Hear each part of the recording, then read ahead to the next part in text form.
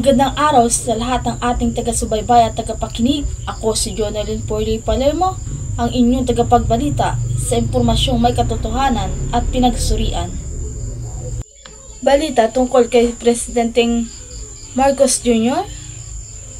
sa kanyang panunungkulan, mga proyektong kanyang nagawa at nagagawa pa.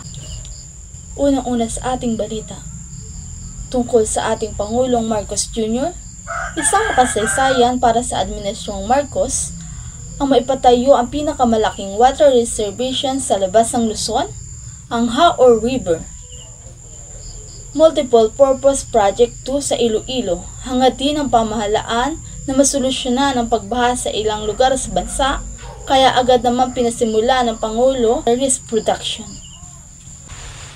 At tumako naman tayo sa OFW. Nasabi ng ating Pangulong Marcos na magkakaroon ng livelihood program para sa mga balik bansa at mga scholarship para sa kanilang mga anak na mag-aaral. At nasabi na rin ng ating Pangulong Marcos na noong nakaraang linggo, pinasaya na natin ang groundbreaking ng ospital Bagong Pilipinas Cancer Center sa Pampanga. Ang layunin ng ospital na ito ay magbigay ng libreng serbisyong medikal gaya ng chemotherapy, radiotherapy ng mga OFW nating may iniindang matitinding sakit.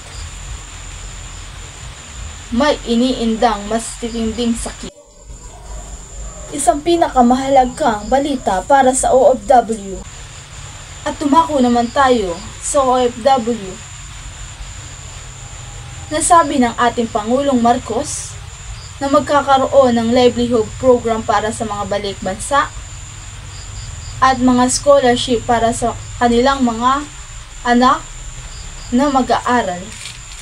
At nasabi na rin ng ating Pangulong Marcos na noong nakaraang linggo, pinasaya na natin ang groundbreaking ng ospital Bagong Pilipinas Cancer Center sa Pampanga. Ang layunin ng ospital na ito ay magbigay ng libreng serbisyong medikal gaya ng chemotherapy, radiotherapy ng mga OFW nating may iniindang matitinding sakit.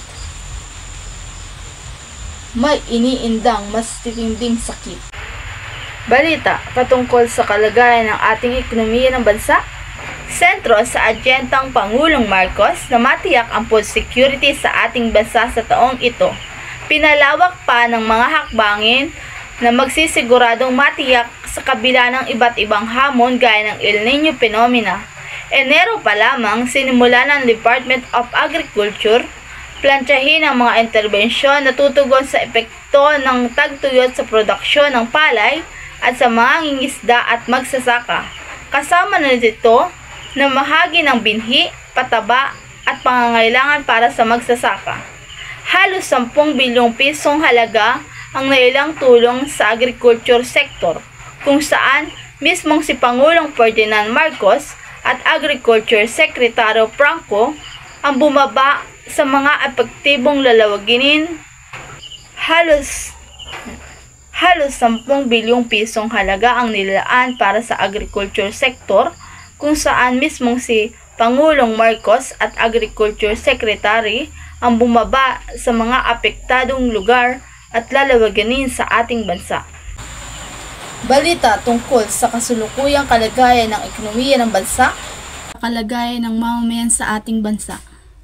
Sinimula na ng paghakot ng basurang naiwan at nagkalat sa iba't ibang kalsada sa lungsod ng Maynila, kung saan matatandaan ang pagkakaroon ng problema sa pagkolekta ng basura matapos ang nakaraang bakasyon at paghahanda sa pagsalubong ng bagong taon. Dahilan dito, humingi ng pasensya ang nanunungkulan sa Maynila. Ang pagkakataon na ito upang manghingi ng paumanhin sa bawat isang Manilenyo sa nangyaring problema natin sa basura. Huwag po kayong mag-alala.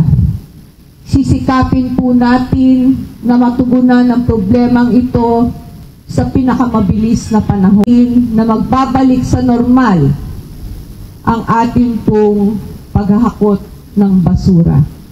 Ang akin lang pong hiling ay ang inyong ibayong pang-unawa at pakikisama nang sa gayon sa lalong mas mabilis na panahon ay matapos natin ang problema.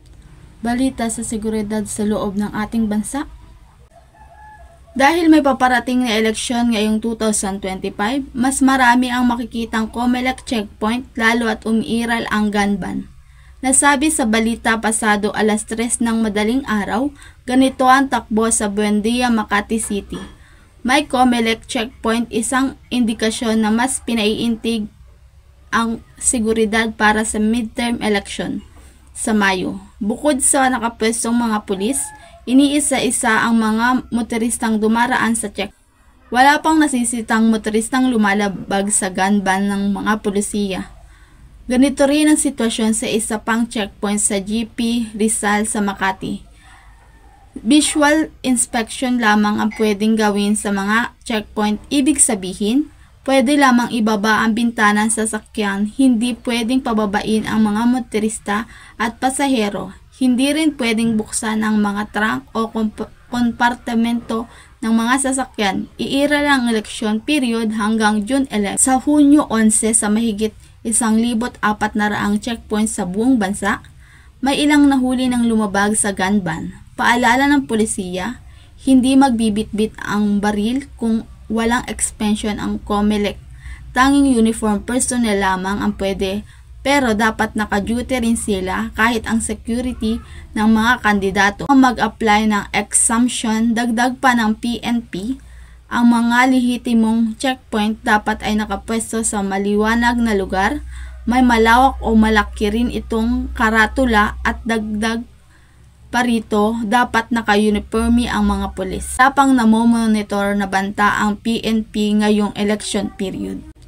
Balita sa seguridad sa loob ng ating bansa. Yung bago na nga ang taon, may pagbabago na rin sa presyo ng bigas sa ilang pamilihan dito sa Pasig. Ayon sa ilang bigas na magtitinda, bahagyang bumaba ang kanilang presyohan ngayon paman, ang demand o bentahan ay medyo natumal na rin dahil sa maba ang kanilang mga presyohan, gayon din ang demand o bentahan ay medyo matumal pa rin ngayon. Mahigit 2 dekadang nagtitinda ng bigas si Nanay Belen. Sanay na raw siya sa pagbabago ng presyo ng kanyang paninda. Ngayon 2025 na itala raw ang pagbaba ng presyo ng ilang klase ng bigas sa mega market. Ang dahilan dito ay nag-ani na rin daw. Ngayon 2025 na itala na rin daw ang pagbaba ng presyo ng ilang klase ng bigas sa mega market. Ang anihan rin daw ang isang dahilan kaya rumarami ang mga supply. Monitoring ng Department of Agriculture, ang kada kilo ng bigas ay ilang pamilihan sa Metro Manila ay naglaraw sa 40 hanggang 64 pesos depende sa klase. Dito sa Pasig, ang mga market ng wheel milled rice ay pwedeng mabili sa 40, noong nakaraan ay 48 pesos na dating 50 pesos.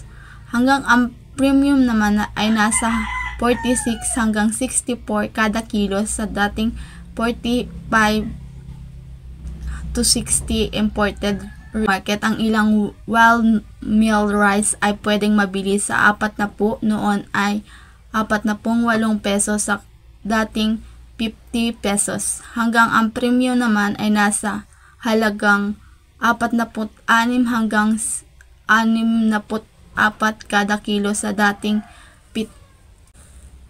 Sa darating na Enero 20, ipapatupad ng pamahalaan ang 58 kilo sa Maximum Suggestion Retail Price o MSRP sa imported na bigas. Ayon sa DA, layo ng MSRP na mabalanse ang presyo ng imported na bigas sa merkado at masigurado din ang patas para sa magsasaka at rice industry at abot kaya.